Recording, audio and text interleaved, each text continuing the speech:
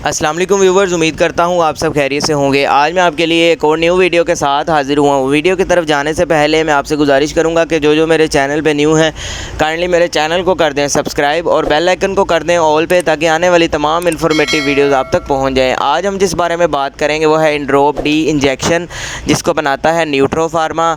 अगर हम इसकी कंपोजिशन की बात करें तो इसके अंदर मौजूद है कोलीकैल्सीफेरॉल और इसके अंदर जो है विटामिन D3 मौजूद है। अगर हम इसके इस्तेमाल की बात करें तो ये इस्तेमाल करवाया जाता है हड्डियां अगर कमज़ोर हों उस सूरत में जो है इसका इस्तेमाल किया जाता है। इसके अलावा हड्डियों में बहुत ज़्यादा पेन हो उस सूरत में भी इसका जो है इस्तेमाल किया जाता है। इंड्रोप डी इंजेक्शन के अलावा ये कैप्सूल फॉर्म में भी आती है। इसके अलावा जो है बच्चों के लिए ड्रॉप्स फॉर्म में भी आता है। दरअसल जिनको विटामिन D3 की डेफिशिएंसी हो जाती है उनमें जो है इसका इस्तेमाल डॉक्टर्स करवा रहे होते हैं बहुत ज़्यादा।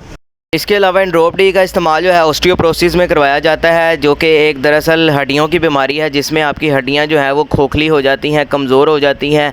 तो उसको जो है पूरा करने के लिए, ठीक करने के लिए इसका इस्तेमाल जो है वो करवाया जाता है। दरअसल विटामिन D3 की कमी जो है वो बढ़ती उम्र के साथ देखने को मिलती है, तो इसलिए इसका जो है इंड्रोप डी का इस्तेमाल करवाया जाता है इसको पूरा करने के लिए। विटामिन D3 की कमी जो है दरअसल बढ़ती उम्र के साथ साथ देखने को मिलती है, या इसके अलावा जो लोग पेशेंट होते हैं, शुगर के पेशेंट्स होते हैं, उनमें भी ये चीज़ें जो है देखने को मिलती हैं। अगर हम इसके इस्तेमाल की बात करें तो ये आपको इसको दो तरीक़ों से इस्तेमाल कर सकते हैं। एक ओरल तरीका है, मतलब आप इसको किसी चीज़ के अंदर डालकर, पानी में, दूध में या जूस में डालकर इसका इस्तेमाल कर सकते हैं। इसके अलावा IM तरीका भी है इसका, यानी आप इसको इंजेक्शन के थ्रू लगवा भी सकते हैं। इसका इस्तेमाल जो है आपने कम से कम 1 हफ़्ते बाद इस्तेमाल इसका करना है, 1 हफ़्ते का गैप रख के इसका इस्तेमाल करना है। और अगर आपने इसका रेगुलर इस्तेमाल करना है तो पहले आप अपने डॉक्टर से मशवरा करें, उसके बाद इसका इस्तेमाल करें, ताकि आपको किसी भी किस्म का साइड इफ़ेक्ट देखने को ना मिले।